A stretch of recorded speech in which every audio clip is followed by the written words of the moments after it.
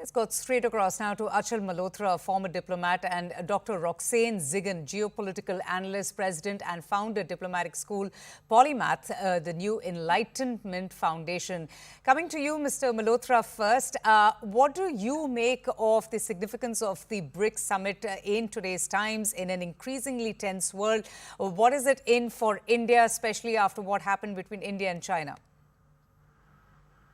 Well, of course, in order to understand the importance of BRICS, one thing is to talk about that it's a 45% population, 35% GDP, all that kind of a stuff. But I think there is something different which makes the grouping as unique. This grouping has been formed with the ultimate objective of sort of challenging the world order, which was created by the Western countries, which is America-led, and which has ignored all along the interests of developing and underdeveloped countries. The organization is here to promote multilateralism. The organization is for multipolarity, and it has already achieved, I think, certain landmarks in its history. For example, the creation of New Development Bank, which provides loans and grants to the developing nations whose interests are ignored by IMF and World Bank, etc. It has also created a currency reserve, the contingency currency reserve system to meet the demands of liquidity of smaller countries. It's working on de-dollarization of economy, which means reducing dependence on dollar as a currency in multilateral trade. It is very vociferous in, it's also insisting on the possibility of, trading between the member states in their national currencies, and so that they don't again have to depend on dollar.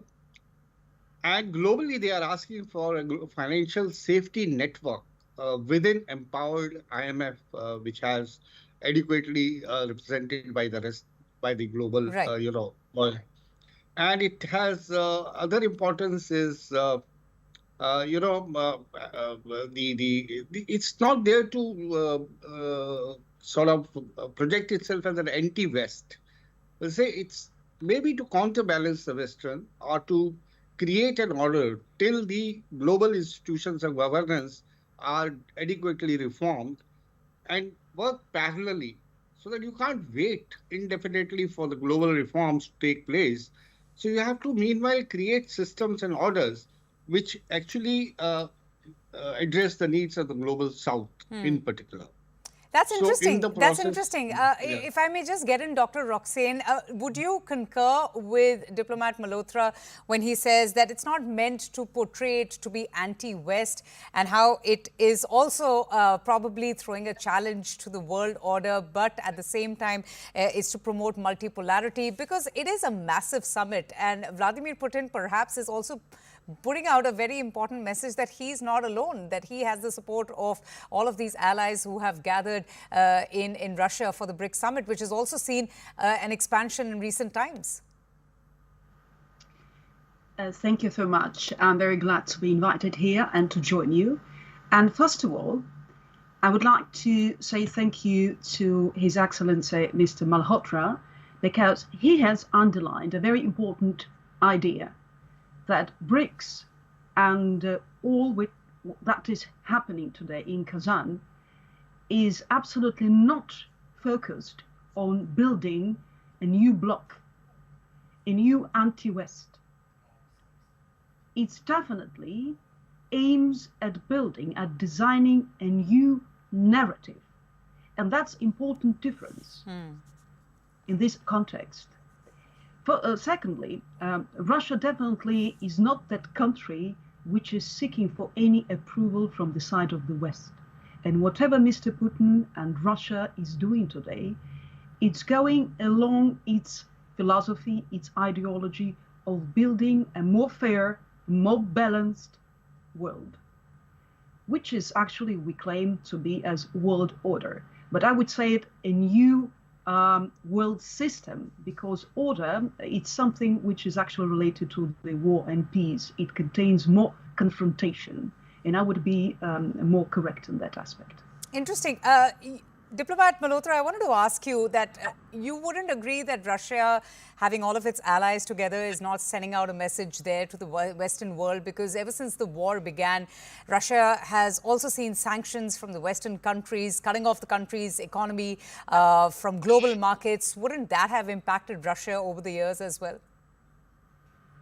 No, definitely Russia's message is clear, which is that whatever you may do, addressing to the West, whatever effort you may make to isolate Russia, whatever attempts you have made to weaken Russia, Russia is there, and you have to, take that into account. That Russia is an important player in the global affairs, and Russia has so many of the developing and fast-growing economies and powerful countries like India, China, Brazil, so many of the other, now you also have the, UAE and Saudi Arabia, which are all very financially sound countries. So they are all with their presence there to acknowledge the importance of none of them have decided to boycott, by the way, this summit.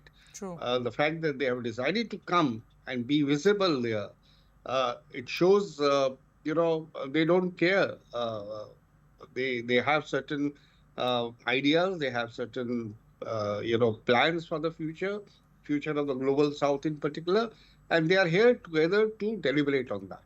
It's a different issue that China, Russia, and perhaps Iran also would like to sort of build up some sort of anti-West narrative, but so long as India, Brazil, and few other countries now are there in this grouping, I don't think this grouping is likely to move in that particular direction.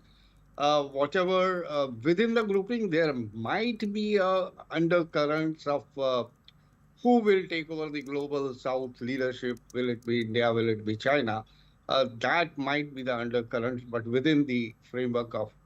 But as I said, their agenda is quite clear. What they have in mind is very clear. It's a new, and I agree with my co-panelist, perhaps calling it order may not be a good idea. Having new systems in place, new systems of global governance, and they can be achieved by reforming the existing or by introducing new elements, like, for example, financial global safety net is a new idea. And then there are many other ideas which would reform the existing institutions, including WTO. So the overall idea is very, very benign and good. Okay. And I only hope that the expansion, is already there. This is second expansion technically, but South America was almost considered as an original member. But now that we have 6 more and Argentina was invited, they joined and walked out. And there are almost 40 countries willing to. So right. I only hope this doesn't become too bulky an organization like any other who meet, chit-chat, and then go back home.